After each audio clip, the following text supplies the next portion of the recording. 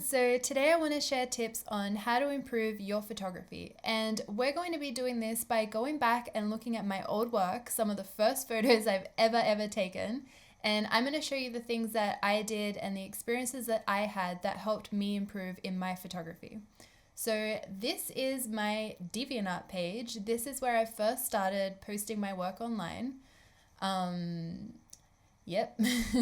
So I still kind of update it. Like I just upload, my new work and stuff like that because I don't know, DeviantArt gave me a lot in my childhood and in my career as well. So I've built up an audience there when I had first started. So I kind of feel like I may as well just continue sharing my work. Why not? And I had a very teenage username of Vampire Zombie. And yeah, I don't know. So we're going to go into my gallery. And we're going to scroll all the way down to the bottom where we're going to find my first pieces of work that I've ever posted. And there is a long way to scroll. Okay, so we are at the bottom. And the first piece of work that I had was actually a traditional art piece because I did start off, I've always loved like creativity in general. So I used to love to draw and to paint until I found out about Photoshop, and I loved playing around with Photoshop when I was younger, so that's kind of how I started my journey in photography. So this is my first picture that I uploaded, so I'm going to open that up. And it is a picture of my sister, I think. Yeah, like a long time ago. And I uploaded this I took it in 2004. That is a long time ago. Oh my goodness. But straight off the bat, it's got the camera data here. So the first advice I can give you is that if you want to get into photography, you don't need a good camera. This was shot on a Kodak Zoom digital camera. It was literally my family's point and shoot holiday camera. And I would borrow it to try and take like creative photos because I wanted to just create stuff. And so this is, I guess, the first photo I took with it with my sister at sunset. Yeah, so first tip is you don't need the best camera because you can create stuff with a point and shoot camera. Let's see. Oh, I remember this upload was actually one that went like really popular when I uploaded it, which I was super excited about. And I still remember this day. Again, I think this was on the point and shoot. Yeah, on the Kodak point and shoot camera. And it like had just been raining and we had these like flowers in the house. So I went outside and I set up the camera on a book on the floor in the middle of the road and scattered these rose petals and asked my mom to just press the shutter because I didn't know how to use self timer. And I like walked away, and then in the background here was all the houses like from our suburb, which I then used Photoshop to get rid of all of them and I turned it into this piece. But yeah, this again just goes to show you if you've got ideas and you want to create something, you really don't need fancy cameras or fancy lenses or the best gear or lighting or anything like that. The best thing you can do is just use what you've got, even if it's just an iPhone or a Polaroid camera or just like whatever. You just need to go out there and start shooting stuff and start trying to bring your ideas to life. So with fashion and portrait photography, you always need to start somewhere. So for me, that was taking self-portraits, which, I mean, I guess I had this here and I've got this self-portrait, this one here. I'd also take lots of photos of my sister, such as the first photo that I posted and the second one and this one. And I would also take photos of my friends. So this is actually one of the first like photo shoots that I did with my friends. I think it was just like after school, and we kind of just got creative and like set up like a tea party thing in like my friend's house, and I just started taking photos, and it was the first time I took photos with like a concept and an idea and with like models, I guess. Yeah, so this is one of my first portrait photos ever. And wow, I edited that like crazy. It's like so desaturated. And I took this one in 2008. So it had already been 4 years from the first photo that I ever posted, where I finally got the courage to take photos of other people other than myself or my sister. Continuing on.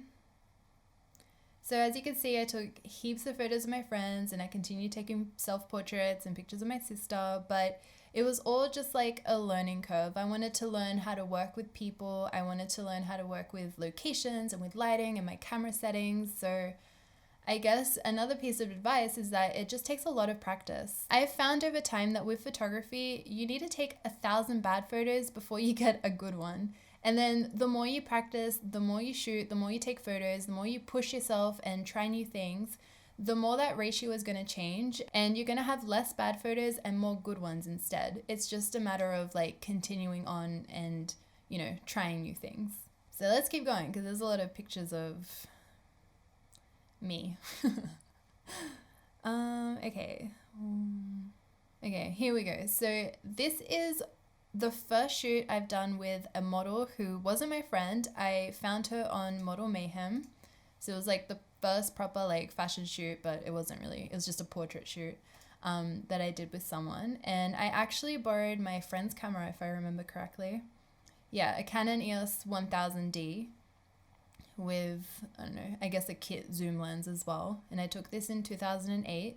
So I felt confident enough to start working with new people and with models. So this was the first shoot that I did. Again, another portrait. So yeah, I took like a bunch of photos from that shoot. Here's another portrait where I asked the model to like lay down and I got like this cool angle.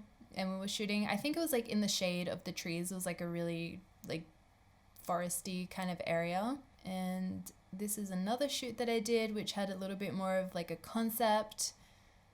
And then I shot with that same model again because I remember I got my very own first professional camera, which I was so excited about. So this is the first photo shoot that I did on my Canon 5D Mark II. And yeah, I had the 50mm 1.4 lens, which I don't know why I was shooting on aperture 4.0, but there you go. My ISO was on like 800. So I hadn't like fully mastered shooting on manual, but I mean, that's fine because I guess the technical side of things don't matter. Like it's the photo that you take and what the final product looks like. So there's that. And then I did like, yeah, plenty of photo shoots. I started like getting in contact with heaps of models from Model Mayhem and just shooting. And again, just practicing shooting with new people and shooting with models and trying to get different concepts. And just looking at my old work here, such as this photo shoot, and you can see this one here and this one. Another way in which I improved my fashion photography is that I toned it down a lot, and after shooting for so long, I kind of started realizing what I wanted from photography. And for me, that was to take like natural photos. And I realized that when I first started, I would always ask the makeup artist to do this like crazy makeup, and I would always have like crazy concepts like this photo here. I made these deer antlers for the model to wear, and she was like wearing white mascara, and you know, this one especially with like all that face paint. It's like I thought fashion photography had to be like crazy out there, like exaggerated makeup, but yeah, over time I realized that toning it down and keeping it natural is my kind of style, and that's what I really connected with. Yeah, so this photo shoot here, I think, made me realize that, and that was back in 2010, so 2 years after my first shoot with a model. And this one's like quite natural. I mean, she still had like glittery eyeshadow and stuff, but I still do that now. So moving on from that, with finding models that are not from agencies, sometimes it's quite hit and miss. So sometimes I'd get like great, like amazing models to work with, and sometimes it was a little bit harder to capture what I wanted because both the model and I were beginners. This is around the time where I started working with agencies and getting jobs for clients that had booked agency represented models. And I think this was another massive step in improving my work. So I shot with this model for a company, and this was in 2012. So it took me a while to get around to build up the courage to contact a modeling agency when I was younger. And I feel like that helped improve my work a lot. And this was another one of my favorite photos that I took when I was younger as well. Again, another agency represented model. And it's good when both you as a photographer and the model are kind of at the same level of like professionalism and skill level, because you can kind of push and pull with what you're doing. So you can give direction, but they can also move by themselves. And yeah, it's like a good relationship to have. And then moving on from there, I basically just continued shooting. I would always shoot. I'd have at least one photo shoot a week. I was like obsessed with fashion photography. It was like my favorite thing in the world. I mean, it still is. I don't know why I'm saying was. But again, even though I felt like I had found my style and like I knew what I wanted to do, it was still a matter of like I just wanted to do it and I wanted to practice more. And every time I did a shoot, I would try something different. I'd have a new concept, a different styling, and I got to work with amazing clients. Around this time was when I realized that I didn't have to shoot in the middle of the day. Sometimes you can plan a shoot for the afternoon or for the morning when the lighting is really nice. So this shoot, for example, the lighting was perfect this day. And yeah, this is like, I guess, getting into my more recent work. I still played around a little bit with texture and with different angles and editing styles. But yeah, I feel like this is the point where I was like quite happy with my work and I just wanted to continue doing what I was doing and working with more clients and branching out and working with new models and makeup artists and stylists. I just wanted to get like out there and shoot. And yeah, I guess that's where I am today. I'm still doing that, which is great. But yeah, my first agency shoot with a professional model helped improve my work so much. And that's not to say that you should stop taking photos of your friends or taking self-portraits, because that's also still a great way to practice in between and to just, have nice photos of your friends or yourself. But yeah, that's one aspect in which my work improved a lot. So I first got into photography because I loved Photoshop. As you can see in my old work, I used to change so many things. Like I'd get rid of backgrounds and add skies or make birds or put textures over the images. And over time, my editing style has gotten really refined.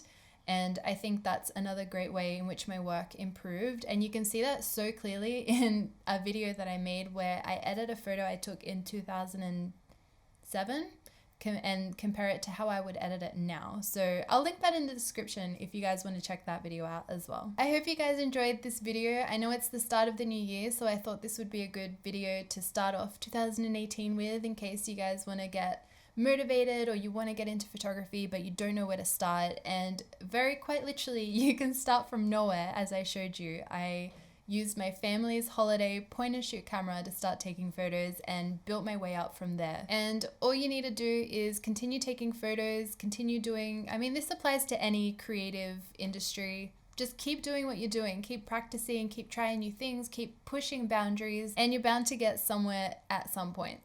If you have any questions, please let me know in the comments. And as always, I really appreciate your support. I have so many videos that I'm so excited to record this year. I have so many ideas and I can't wait to share them all with you. Your feedback is so amazing and I appreciate you guys so much. So yeah, thank you so much for watching and I'll see you all soon. Bye!